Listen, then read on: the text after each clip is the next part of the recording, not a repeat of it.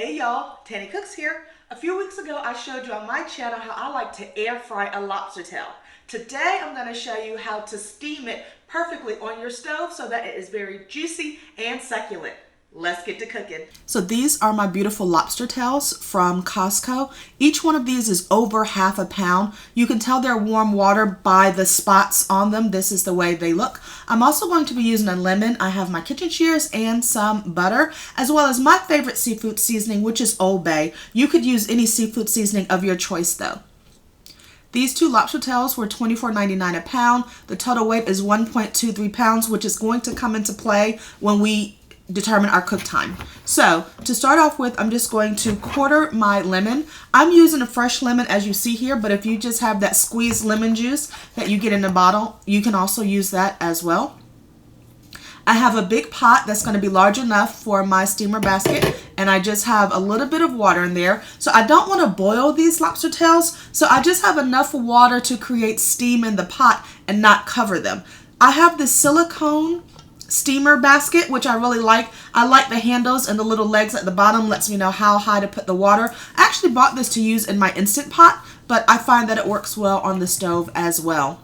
So before I add that, I'm going to add my seasoning to the water just to help give it flavor as it cooks. If you don't like seafood seasoning, you could just use onion powder, garlic powder, and lemon. That would be delicious. Or the seafood seasoning of your choice. And I am definitely an Old Bay girl. So I also squeezed the juice of a quarter of a lemon. And this isn't a waste because this water will infuse our lobster tail, and as it cooks in the steam, it will touch some of our meat, so that's completely okay. So I'm just going to add my top to my pot and let my seasoned water come up to a boil. So this is my beautiful warm water lobster tail, y'all. Look at that brown shell. The bottom is very sharp and pointed, so you want to be very careful when you are handling it with your hands. Look at all that white meat, y'all. It's thick and juicy. It is absolutely delicious, but you want to be sure you don't overcook this and make it tough. So I'm just using my kitchen shears to cut down the back of my lobster tail. It's okay if you cut some of the meat in this process. It's not going to be the end of the world. Just be sure to hold the lobster tail carefully so you don't hurt yourself. So I'm not going to butterfly this lobster tail like I showed you in my previous air fried lobster video. I'm just going to split this one open. Be very careful of the sharp points at the bottom and just use your fingers to pry the top of it open a bit. We're going to be sure to add some delicious seasonings and butter in here, and so that's why we're doing this. Also, you want to cut down and see if you see any kind of membrane, kind of the same membrane you might see in a piece of shrimp. If you do, you want to pull that out and discard it as well. So I'm just cutting down the lobster tail, but I'm not cutting the flapper part at the bottom. Beautiful lobster tail. So I'm going to repeat the same process with my second lobster tail. You can kind of see the stripes on it and the spots, and I'm being very careful of the back to not hurt my hands. I suppose cooking gloves might come in handy to help protect your hands, but I am concerned they might get in the way, so I'm just very careful using my bare hands. These lobster tails, the label said, came from Honduras, but warm water lobster tails may come from Peru or other countries. So here I'm squeezing the lobster tail just to help crack the back a little bit easier, and then I'm using my finger underneath the bottom to help release the meat from the back of the shell, but you can use either method. The main thing is just to get it open and don't hurt yourself. And here I'm lifting it up. This is what you would do if you were butterflying it.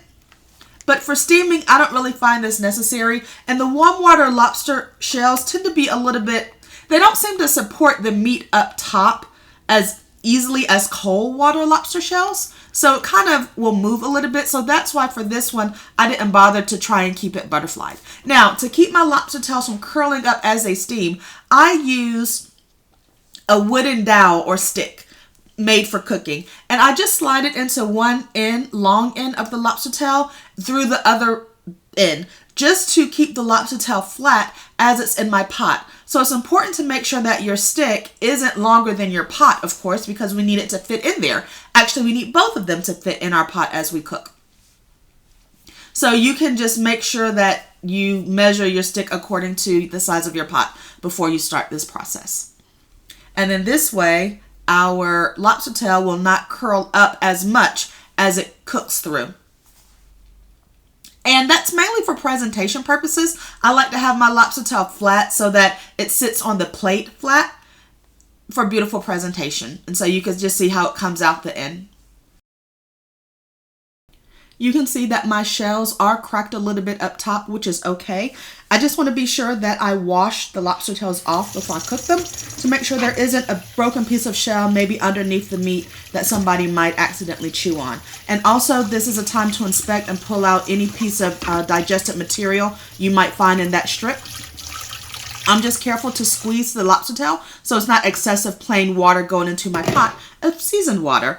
And you can see here it is boiling well. So now I'm just going to put in my silicone basket, and then I'm going to put my 2 lobster tails. Notice that the boiling water doesn't come above the legs of my basket, which is exactly what I want for steamed lobster tails. So both of my lobster tails fit in my pot perfectly. Even though I'm cooking both lobster tails at the same time, I'm only going to cook this for 1 minute per ounce of one lobster tail. So between 8 and 9 minutes. In a separate pot, I have a half a stick of butter. I'm using salted butter. I'm using the juice of a quarter of a lemon. And I'm also going to add some granulated garlic. I'm not measuring it, so about a teaspoon or 2. It's to your personal liking. And after 8 or 9 minutes, look at this. Now, you want to judge this based upon the color and make sure it's not overcooked. So these really could have gone for 9.5 minutes. I only cooked for about 8.5 minutes because I didn't want it to be overcooked. And when we take this out of this pot, of course, that residual heat is still going to be cooking it a little bit. So I boiled it just slightly under so that as it's sitting here with steam, as I add to it, it doesn't get overcooked. So the first thing I'm doing, I let it cool for a second because it is extremely hot. Now I'm just removing my little wooden sticks from them carefully. You'll also see that the shell looks a bit dry or ashy. That is completely normal and to be expected. We are going to fix that problem easily and deliciously in just a second with some melted butter, the melted lemon garlic butter. Now, the white foamy bit that you see here is the milk solids or the milk fat that is a part of our butter. Next time, I'll probably use ghee so that I don't have to try to skim all of the white foam off. It doesn't bother me to eat it, so I leave it when I'm cooking for myself. And you can see that I'm just rubbing the butter on the shell. And now you can see the bright red glistening shell again.